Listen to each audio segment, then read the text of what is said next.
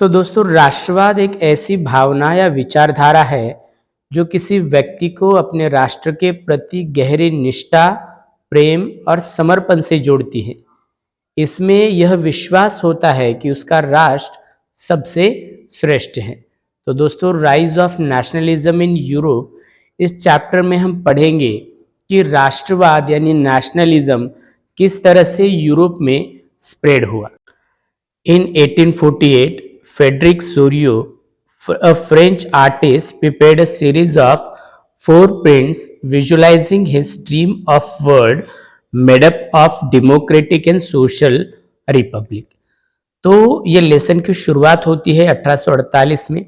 1848 में Frederick Sorio, जो कि एक फ्रेंच आर्टिस्ट थे, उन्होंने 4 चित्रों की एक श्रृंखला बनाई और इस श्रृंखला में उन्होंने अपने सपनों को संजोया और इस सपने का नाम दिया डेमोक्रेटिक एंड सोशल रिपब्लिक। दोस्तों, the first print of the series shows the people of Europe and America, main and women of all ages and classes. तो जो फ्रेंच आर्टिस्ट फ्रेडरिक सोरियो की जो पहली प्रिंट थी, उस प्रिंट में उन्होंने क्या बताया है, तो यूरोप और अमेरिका के लोग, ओके, यूरोप और अमेरिका के लोग, जिनमें महिला है, जिनमें पुरुष है, जिनमें सारी उम्र के हैं, छोटे बड़े बूढ़े और सारे सोशल क्लास के। अब यहाँ पर सोशल क्लास क्यों ऐड किया गया है, आपको पता होगा फ्रेंच रिवॉल्यूशन के दौरान जो फ्रेंच सोसाइटी थी, वो फ्रेंच सोसाइटी का विभाजन किया था first state, second state and third state में।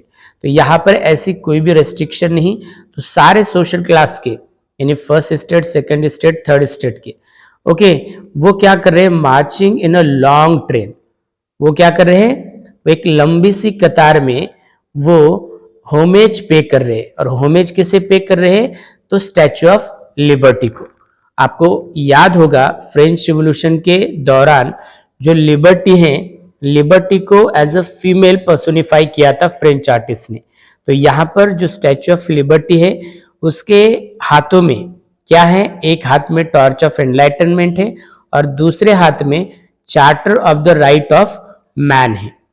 अगर हम जमीन पर देखेंगे तो जमीन पर क्या पड़े हुए हैं, तो टुकड़े बिखरे पड़े हुए हैं, और ये किसके हैं, तो मोनार्की के हैं, एब्सोल्यूटिस्ट इंस्टीट्यूशन के हैं।